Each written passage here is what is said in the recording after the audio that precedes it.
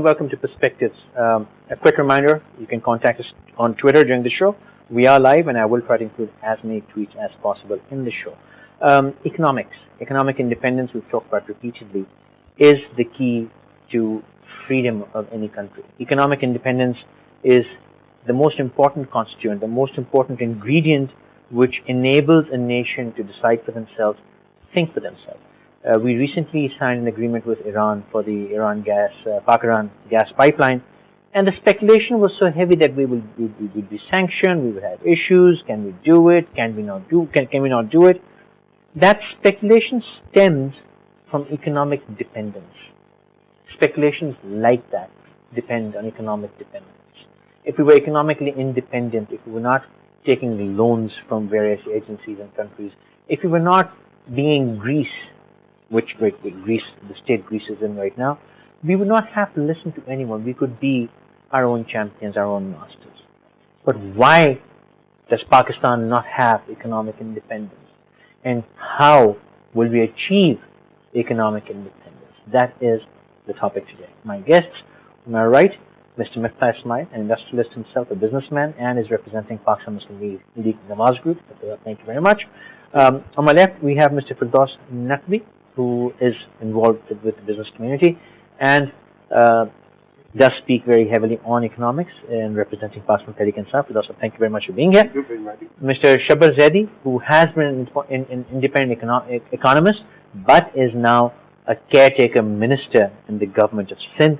Shabbar Sahab, thank you very much for joining us. On telephone from Islamabad, we have Senator Dr. Kareem Khwaja, who is representing Pakistan People's Party. Senator, thank you very much for joining us. Mr. I'd like to start with you, because you have been very vocal about economic independence, how there can be an economic revival of Pakistan. I would like you to take a few minutes and tell us exactly what you have in mind, but more than that, what I would like to hear is how practical are your plans? Because we all know, I'm a businessman, you're a businessman, he's a businessman, we're all businessmen in our personal life, and we know exactly how to run businesses, we know exactly how to make money. But when it comes to running a country, suddenly we forget how to make money. So practically and theoretically, please comment. Okay. If I may, if you remember the last time we talked about this with Naqvi Saab, about BRT and whether these things were tendered in the newspapers. And he said, oh yes, so I remember that, and I have a letter, a newspaper ad in Express. So you wanted to settle that score. Here's a letter from Transparency International.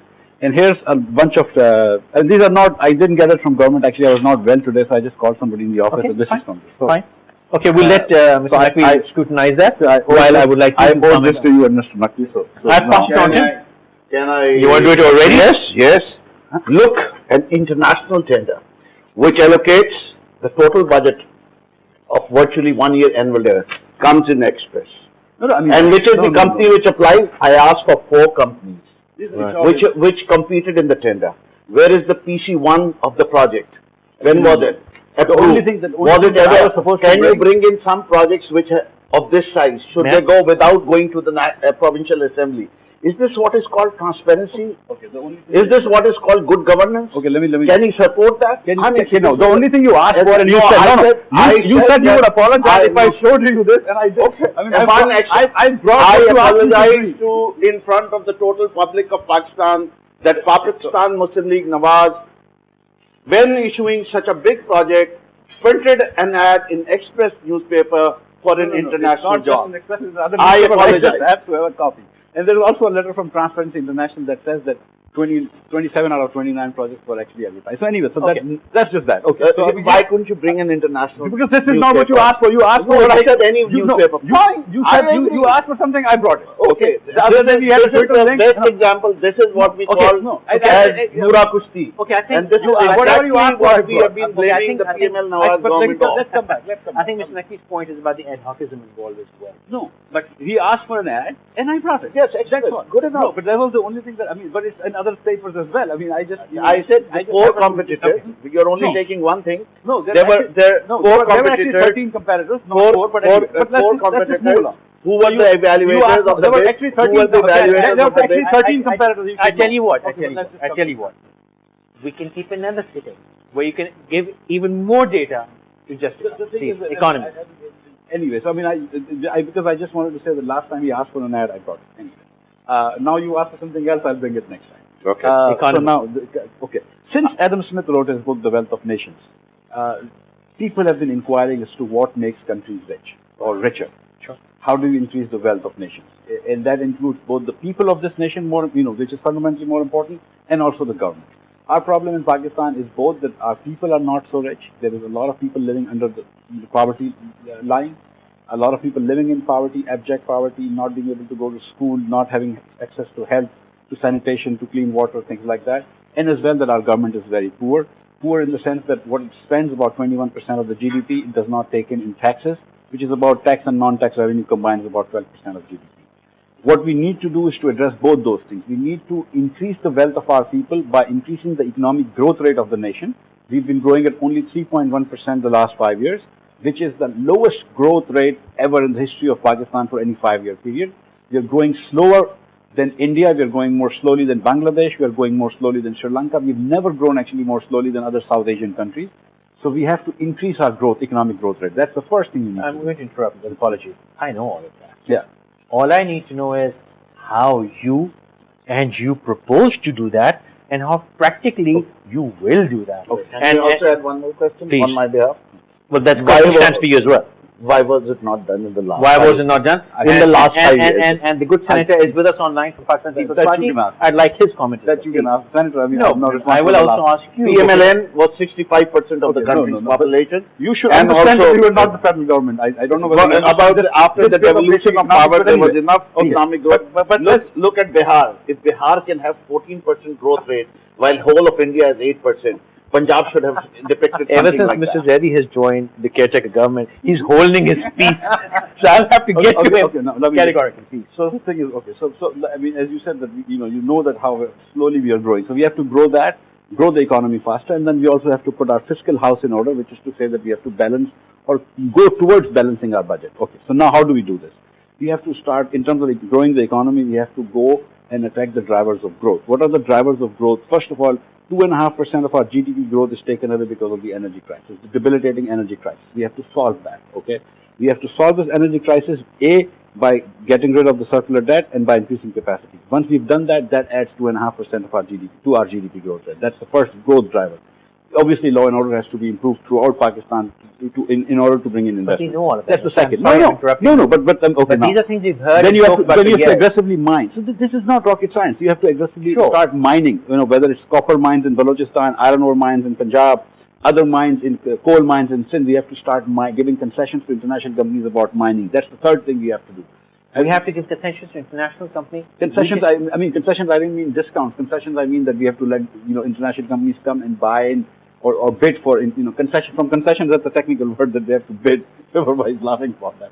They have to bid for. The concession means I know, I also agree, and that is my question. Yeah. Because we just fought a massive legal battle about concessions to record it. Yes. So the moment you said, I mean, that's why No. I I meant that you have to give rights. Why? You have to let other people come in and bid.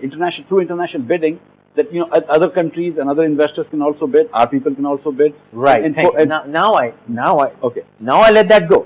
But you do not talk about local investors. No, obviously. But that's not a federal subject. We're talking about federal. But the thing is that you have to do all of these things. So this is a driver for growth. Then you have to start. Actually, this is very important now. We have to invest in our people by way of education. That will increase investment. I know all of that. None of that has happened, and this is what we're going to do. Okay, Senator, would you like to comment why, if you agree with the comments made by Mr. Ismail, and then the immediate question would be, why hasn't it happened? What's not happened? Sorry. The steps he's talking about for enhancement of Pakistan's economy. Mining, energy crises, law and order. No, the real problem is that the economy development depends upon political stability. In Pakistan, every now and then the military intervenes. This time, when the public government got 5 years, there was an interference by the courts and by the interference by the so-called anchors. That is why the investors and other companies were not ready to invest anything. Because of the court matters, they were encroaching in the people's or parliamentary powers. Now, whenever People's Party had come in the power, Pakistan made an economical progress during Zulfikar Ali Bhutto Shaheed, during Benazir Bhutto Shaheed. Energy crisis we tried to solve during Benazir Bhutto era, but when Benazir went, Nawaz Sharif stopped IPP and Pervez Musharraf also did the same thing. So we had tried to give the better future for the people of Pakistan. But we are also trying in future, if the people will give us vote, we'll try according to that. But the phenomena of court encroachment in parliamentary power, in other issues, and the anchors also manipulated and tried. Some of the anchors, they influenced many people and many investors and many businessmen. They stopped investing in the Pakistan. These are also the issues for which any other government, or if we will come in the future, it will be affecting our economy. Okay, Shabbar, I'd like to ask you, like you to comment on both these points. One, the Senate has pointed out the role of media in perception. I sort of have to agree with him because maybe we've undersold and maybe really sold ourselves poorly. One. Secondly, when he talks about the IPPs in Mohtam Benazir Bhutto's late Ms. Bhutto's time, that is true that those projects were stopped. Just like another government, People's Party's government, stopped all the motorways at heavy fines. The MLN was, yes, they almost shut HUPCO down. If HUPCO had not invoked the international connections, they would have shut HUPCO down, and we all remember history. And they shut down Daewoo with the motorways. So where do we stand today with all this? Let me first say, whatever I say at the moment is not representing the government. Representing the category government, because but I hope, at the moment I don't have a mandate. But I hope you would have not forgotten all the facts now that you are. Let me say first thing. The first thing is that the media in Pakistan, unfortunately, we like as a culture, we are very interested in bad news rather than good news. This culture has come up somehow, it is built up in a psyche. That is not global. Everybody no, I don't. No news like bad news. I don't. And the second is that there's too much information given without research. Fair. That's another. Fair. But let me come to the second point, which is more important. Unfortunately, the economy of Pakistan is not a competition between Nawaz Sharif, Imran Khan and Benazir Bhutto. Good point. It's a very bad thing which has happened in Pakistan. Why it has happened? Let me tell you why it's happened. Because there is a Ministry of Finance which is for expending money. There is one thing which is not there in Pakistan for a very long time. It's called Planning Commission. Absolutely. And if you look at many governments, I would say many governments for last, I would say 25, I would say even 50 years. The last reasonable, I would say, Planning Commission was Mr. M.M. from a youth there. And if you show me 1967 and show me any reasonable, sustainable planning commission in this country. In India, I'll give you an example. There is one person called Montek Singh Ahluwalia. He is the planning minister, planning commission chairman for last 7 governments. So there's a consistency of. So the finance ministry is only an executioner. So we as a Muslim don't believe on planning, we believe on action. The question is, economics is the subject of planning. And long term. And long term, medium term. Let me give you, you have these 2 issues. One is power. Sure. Then infrastructure, which is roads. Absolutely. Like say, the Bas Transit in Karachi, and something like this, and Mars Transit in Lahore. Sure. These are all projects which does not relate to any particular government. It's a job of the economic development for a long term. Good point. Unfortunately, we are all point scoring, just rightly or wrongly sometimes. So let us first decide, and I always said, I said in your program last time also, that the execution is a party's issue, policy is a Pakistan issue. Let us first decide that what is the economic policy of Pakistan. Everybody should agree. And actually, they all agree. If you sit down with them, all of them, almost 95% same program. Sure. Same manifesto. Theoretically, the problem is that implementations, people have gaps. But what I'm stressing is that now the problem is that in this point scoring, even the programs like IPPs, Sure. like say energy. Energy is not an issue of PS party or Tehreek-e-Insaf or Pakistan's issue. Pakistan issue. And this has to be settled. The last point I want to raise, I think there is some confusion about this concession. So I'm saying there is a very high potential of mineral development in Pakistan. And let us be clear that this can only be done, a big size of project can only be done by foreign companies, because Pakistani companies don't have that kind of technology and that kind of expertise. That process of bidding should be very transparent, but we have to understand where the foreigners have to come, where the locals have to come. And what will be the arrangement? What will be the arrangement, and that arrangement is nowadays is not a mystery. Nobody knows what is the rate of power, everybody knows what is the rate of construction, what is the rate of district. So the unfortunate part, the unfortunate part is that the economic, the dissemination of the economic data to common man. And I give you one example. How many of us have got Pakistan tax directory? There used to be direct tax directory. Who has paid taxes? It was printed once, and it was never printed again. Because somebody said, if you print the directory, somebody will kidnap me because I am paying a lot of taxes. But what I am saying, dissemination of correct information is the role of media. The dissemination of the correct information. The media is not there to comment. Media is there to give information. Let the people decide who is wrong, who is right. But unfortunately, we give data, we give information in a tainted manner. The question is, and that is why the people are confused and they are losing faith on both the things. Let me complete it. That we are losing faith on both parties as well as on the media. People are losing faith. Who is saying the right thing and who is saying the wrong thing? So first, let us first agree that everybody should give a right facts. We should not deviate the facts. Mr. Zaidi, I agree with you. I think it's a massive game of manipulation. Yes. To one's advantage at the cost of national interest. Yes. Mr. Naqvi, do you think this next phase, 2013 onwards, whoever forms government, we will see, because Mr. Zaidi has raised fair points, do you think we would be able to come to a collective common agenda of growth, development, prosperity, and then do a politics? Because right now, you will have to agree that even your party, every party is still on personal politics. It's not about national agenda politics, but personalities. I don't agree with that method. Okay, please go ahead. We are the only party which had come up with an economic policy which was openly debated for quite some time in the media.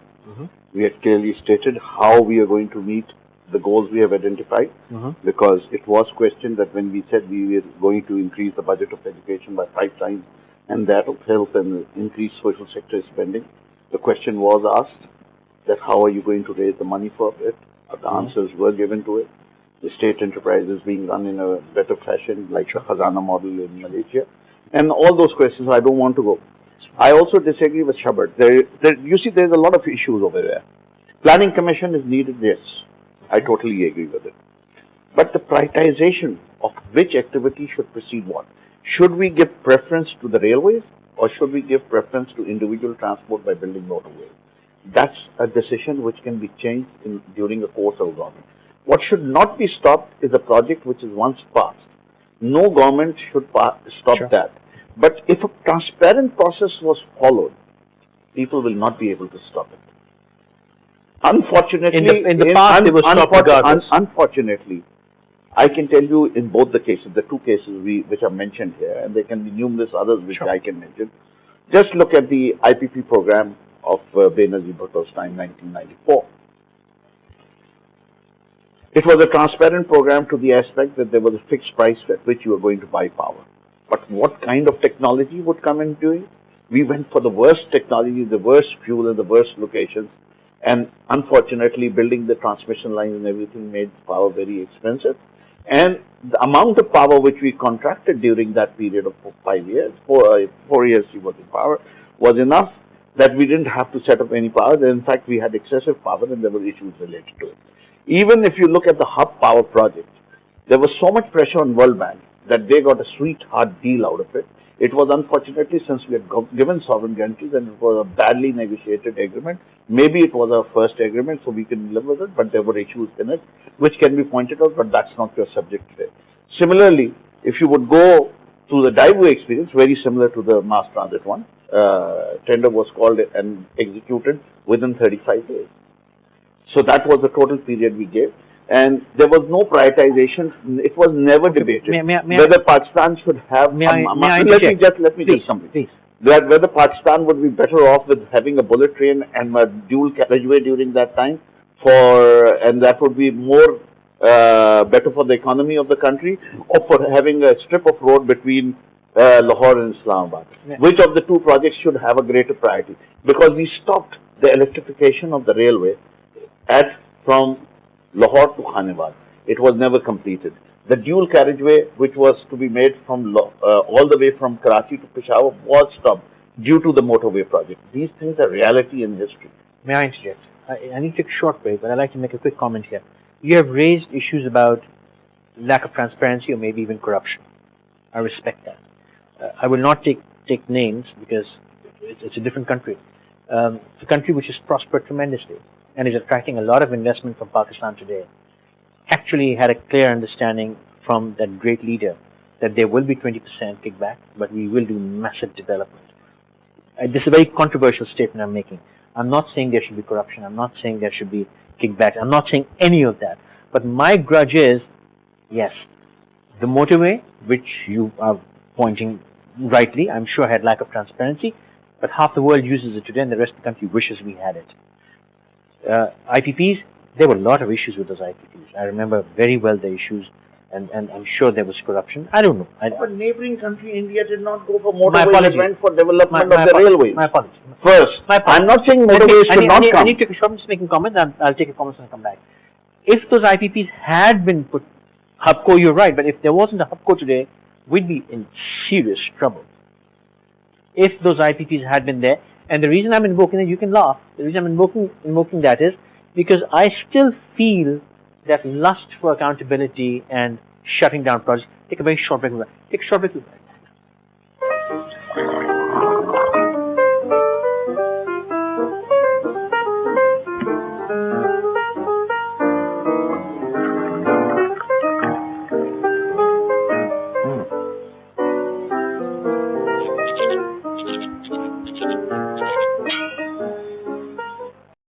Thanks for staying with us. You're watching Perspectives. Senator, I'd like to start with you. In the past, every government has gone and shut down projects or initiatives of the previous government. You've been in the government for 5 years. If you are again in the government, and my question is specifically for Punjab, projects like the Liari Expressway disappeared for the last 5 years. Mass transit for Karachi disappeared in the last 5 years. For whatever reason, would you be holding Punjab's projects accountable and maybe shutting them down, or would you continue with the national, all provinces, whatever policies they had of growth, would you continue with those? We will continue the policies of previous governments.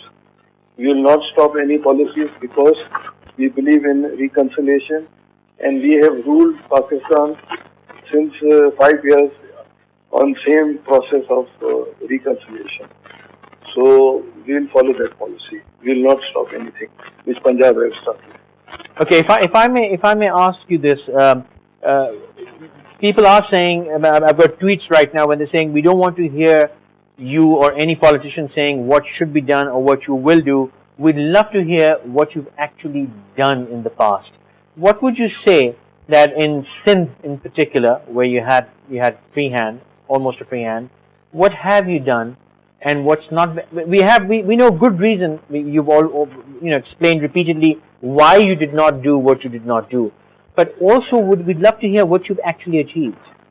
We have done a lot of things in Sindh. For example, we have given 1,65,000 jobs for new youngsters. We have given training that we have given a stipend to 1 lakh youngsters. They have been trained in textile, they have been trained in paramedics and other fields so that they can earn their own. And we are trying that in future youth may go outside of the country and can bring the money. And one important thing that we are doing, we have started that process, and hopefully If we come, it will continue. If we don't come, the other parties will continue. Those people who have left Pakistan after partition, from Punjab, Sindh, Khyber Pakhtunkhwa or Balochistan. Okay. After 47. While you commented on jobs and opportunities for youngsters and training, Mr. Naqvi was Firdous, would you like to comment on that? Please. I would like to ask the Honorable Senator that how many youth became of high employment age during these last 5 years, Princeton alone? And the 165,000, what percentage does it fulfill? Would you also talk about what happened to the Pakistan state steel mills, and also talk about the state of affairs of Sui Southern Gas, where they employed 10,000 people which were not needed, and they were given back pay right from 1996, including promotions. What about the state of affairs of Pakistan International Airlines? And what about the state of other state enterprises, where instead of increasing the revenue, we have suffered more losses? And where was the management and governance there? Would we talk about what were the actual, how many schools were opened, how many new hospitals were built, Senator, would you like to comment on this? Universities, I want to comment. and with effectiveness? Because what has happened is that if all that has happened was so good, then why are the economic indicators not showing it? Why is the Millennium Development Goals not met? Senator, please comment. I want to comment is that it is the policy of Pakistan People's Party since Zulfan Bhutto Shahid that we give employment, and those who were kicked by Nawaz Sharif and Pervez Musharraf in the name of golden chicken, we have given them, reinstated them and given money back, because it is our policy. Our policy is from 1970, 69. This is a policy, and we have tried to do good governance in different institutions. And no doubt, we have not achieved so many, not very goodly, but we have given a nation a very good new jobs and investment. I was telling that we are also working that those persons who have left Pakistan after 47 and they are now economical might in different 16 or 20 countries. We are trying that they must come back and bring investment, trade and commerce in the country, and we are trying on it. And I am the chairman of that subcommittee of commerce in federal level still as a senator. So People's Party is doing its best to increase the trade and commerce of our country. Mr. Do you agree? And Shabbar, I would like you to also, as an independent economist, like to comment on that. Please, Mr. It's clear to all of us what People's Party has done in the last 5 years. I think the less said about this, the better. These were really wasted 5 years in terms of governance, in terms of any development project anywhere in Pakistan. We talked about development priorities, and I just wanted to pick up to what Shabbar said, and then that different parties have different development priorities. We have a different set of priorities than maybe other parties. What we wanted to do is that what we've done in the past is to build infrastructure projects. This, I think, would be a driver for growth. We've done a metro bus project in Lahore. We will, inshallah, do a metro bus project in Karachi if God brings us to power. We will also, try to reform public sector enterprises and decrease losses. We also talked about what People's Party has done. I don't want to, really badmouth People's Party, but I want to talk about what we've done in Punjab. There was recently a report that came out called Good News from Pakistan, which was written by Sir Michael Barber, who's a consultant for DFID, the English International Aid Agency, British International Aid Agency, with a foreword by the World Bank president. And they said that of the 27 countries supported by DFID, Punjab has done the best of all countries. And the education enrollment, for instance, has gone up from 62% to over about 90% or something like this. A huge improvement. Teacher attendance has gone again from 60-some% to about 80%. When they started 2.5 years ago, this project, 60 or 70% of the schools had missing facilities. Now only 10% of the schools have missing facilities. So we've increased enrollment in Punjab. We've increased the number of kids who complete primary school. We've increased the teacher attendance in school. We've increased teacher training in school. We've improved syllabus, and we've improved missing facilities. So these are some of the things we have done. Okay, and when you educate a poor child in southern Punjab, a girl child in southern Punjab, that's really the best social investment you can make. Actually, there was a UNDP report that the best return on investment is to educate girl child, female children, so that the whole family is later on educated. So we've done those things. Those are silent revolutions really that's coming in Punjab, and if we can, we would try and do this the rest of Pakistan. I'm just a stickler for the details. When you said that Punjab did best in 17 countries, 27 countries. I wish you would have said that Pakistan did best, and it was thanks to Punjab's performance. No. The program was only in Punjab. It was the roadmap for Punjab. It was not in Pakistan. I understand, but when any individual takes credit out of the country, just of the 27.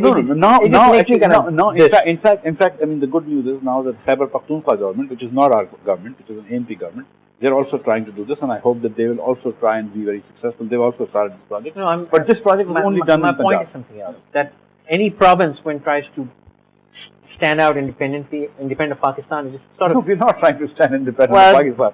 I mean, but I'm just saying that we repeatedly talk about misconceptions created by media. No, but that's not the discussion. The point. That's not the discussion. Let me just finish. The point is no. I have a tweet I need to include. Mr. Murtaza Sikandar has said that in Rome, when things got bad, games were organized to take people's focus away from real issues.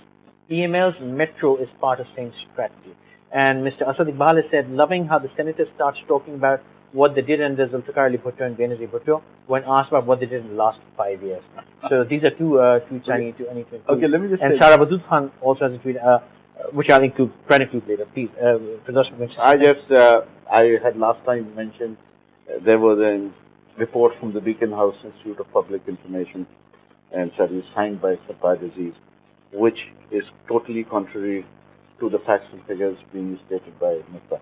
And I'm surprised that with all those wonderful things which he stated as in Punjab, what is the percentage you have spent on education of your total budget?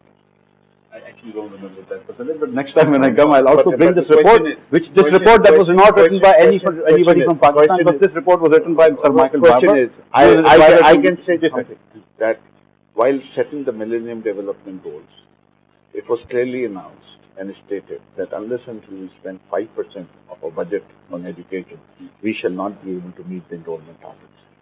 So, and as far as, can you state that how many teachers have been now employed and what is the student-teacher ratio? Okay, over 100,000 teachers have been trained.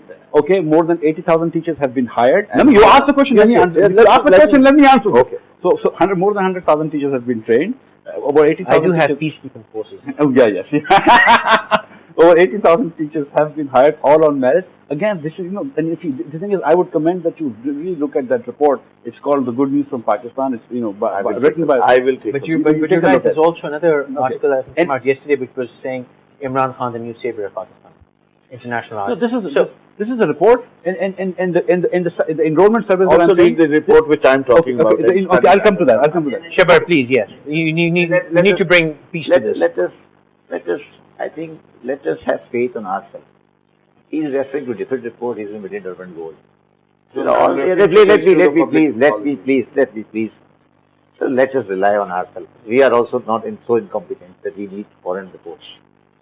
Please, unfortunately, we have to get out of this mindset. Good point. We just wasting time. Million Urban Goal is a UNO, is a World Bank issue. This is very. I can rely on. I'm not saying this is a wrong report. I'm not saying this. But if it would be Punjab University report, I would have much happier. The unfortunate part is we have a national inferiority complex. We should get out of it. No, sir. Let us be frank. What I'm saying. We have Pakistan. We have talent in Pakistan. We know what is Pakistan economy. Unfortunately, when we wake up in the morning, open the World Bank website and see how Pakistan economy is doing, this trend has to go. And this is another reason of not coming back to something. But because we have lack of trust in our own reports. No, sir. The question, I'm not saying report. What I'm saying, I know this country more than anyone else. He knows the country more than anyone else. He knows the country more than anyone else. He doesn't need Million Urban Goal strategy for that. Let's be frank on this. He doesn't need certification of defect for what he's doing. People of Pakistan will tell you what he's doing. The question is, what I'm saying, there are two issues that are mixing up. Again, I reiterate what I'm saying. On the policy side, everybody is wrong. On the Pakistan national economic policy side, everybody is wrong. They are not in power. They've been Yeah, but they're not agreeing with what you're saying. No, what I'm saying, So let me even when they're in power, even they won't agree with Let me complete. Please. On the policy side, everybody has made errors. On the implementation side, somebody may be good, and because most of the time attendance has improved. These are all implementation, governance issues. But Pakistan economy is suffering for these issues. But the Pakistan economy has fundamental policy issues. This Firdous Bhai has raised one issue: that what is our expenditure on education? Why Punjab and Sindh, one Peace Party, one PMLN, why they have not raised this to 20%? Let us decide. They should have decided on the first day that the education expenditure will be 20% across the board. Why they have not decided that health will be 20%? What I am trying to say, these are the policy issues. Implementation is something else, where we can good or bad. Okay. The question is that Pakistani should get out of the inferiority complex on economic side. We know how to run this country. Ms. Sara Abdul Khan. We know how to run this country. There's a tweet just for you. Sara Abdul Khan says, "Oh please, if we are borrowing money from them, we can also borrow." No, this is exactly. No. She said that jokingly. She said it on lighter side. What I'm saying, we are borrowing from them the money, not the policy. This is very. I think but unfortunately, we're borrowing the policy. No, that is a mistake. They are lenders. But unfortunately, we are borrowing policy. No, sir. We go there. Accepting dictation. Sir, we go. No. We go there and say, sir, please tell us how to improve the taxation system. We go there and say, sir, please tell me, because the question is, sir, they are in a different mind. They have a different economy. We have a different kind of agree with Shabbar Bhai on this. Is totally different. We should not take dictation. We should not dictation. And okay. I am not interested what I have is saying and what I am about saying. 5 minutes, and I want to raise some. I will. I'm going to come right to you, but I want questions, Senator. I'd like to start with you quickly. Everyone makes promises when there's election time, but can you please tell us tangibly that in the next government, if you have the government, what would you achieve in 6 months that if you don't achieve, the nation can say the government is failing? First, I want to comment that some of the participants were saying about the Millennium Goal. We have tried to reduce that Millennium Goal by, in Sindh at least, we have constructed in 23 districts more than 18 big hospitals of 400 and 300 beds. They are not in paper, but you can go and see in the district headquarters. We had employed, by these hospitals, the mortality rate of the child and the mother will reduce. We have tried to eradicate polio, because during Pervez Musharraf time and during Nawaz Sharif time, they did not try their best. Now we are trying to eradicate, to stop that polio in whole of Pakistan, eradicate the polio in whole of Pakistan, and these are the Millennium Goals. In future, if we will come to power, we will try that the security, civilian security must be, this terrorism must be stopped, because first issue is of terrorism. Senator, and ask him one question. Can you tell me what were the hospitals per 1,000 population as per the Millennium Development Goal, and what did they achieve in Sindh? Have they improved it, or has it gone worse? I have 4 minutes. Senator, Don't sit here in PTV. Go and see in different districts. No, I'm just asking because you. You are sitting in Karachi, you don't know what is happening in Mitti or what is happening in Dadu. By sitting here in Karachi and PTV and commenting, it's not a good thing. Go and see. We have constructed the hospital. How do you know I haven't gone there? All right, Senator. Mr. Would you like to comment on what you would do and what if you haven't achieved, you fail? Okay. Look, 6 months is a very small time period to do anything significant, but these are some of the things that we would like to do. We would like, hopefully by 6 months, we will have started a process of increasing the energy capacity in Pakistan. We will be very halfway through the process of non-tangible. Make it tangible. No, I mean, you can't, look, there are certain things that other parties can do in 90 days, but we will not bring power crisis to an end in 90 days. It will take us about 3 years. But you can say what we would start the process of, let's say, bidding and all that. Okay, we will have made a significant progress towards eliminating circular debt in 6 months. Hopefully, we will have had a handle. Not tangible. But this is what it is. I mean, look, we will have set up independent boards for all public sector enterprises. We will have bifurcated public sector enterprises into 3 groups. One, that we will privatize right away, second, that we will improve and privatize, and third, that we will not privatize. But in any Are case, these things that you've already done in Punjab? no, public sector enterprises in federal government I'm talking about. And in any case, No, but did you achieve all that in the provincial? provincial doesn't have public sector enterprises like OGDC and They no, do. no, but big things like that. But did you hypothetically? There are But did there you are hypothetically 178 last No, time. but I mean, the thing is, I mean, we want to set up independent boards, and we have said this, and this is not within 6 months, but in fact within 3 months, we will have set up independent boards for all these public sector enterprises with public sector, and the boards will then have the power to appoint their own CEOs. So that, I mean, this is, if you will, this is a tangible sort of thing. These are some of the things we will do. So Okay. what would you achieve that I can say that you failed if you haven't achieved? Okay. First and foremost, we'll bring austerity, and people would start seeing in action that the government of Pakistan, Tehreek-e-Insaf, respects the money collected through taxes, Okay. and there will be no wasteful expenditure, and there will not be an ostentatious government. That will be. Secondly, we will concentrate on a quick return for employment for agriculture, where all land which is in state owning right now would be distributed between landless farmers so that there is an immediate improvement in the economy and employment is increased.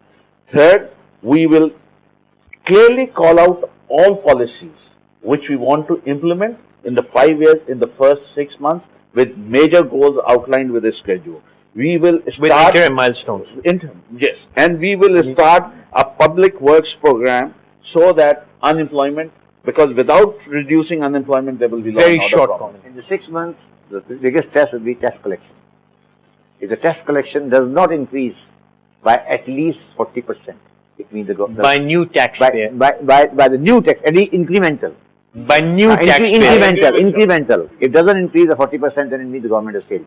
Not penalizing existing tax. No, what I'm saying, I would. That's important. Broadening the tax base. No, it is a very generalized word. I would a tangible. If it doesn't increase by 40% incremental. Whichever way it comes. Whichever way it's coming. 2000. Thank you. Whatever it is. Thank If you. it doesn't increase, then it's Thank you very much, all of you. I'm pushed out of time, so no comments. See you next time. Good night.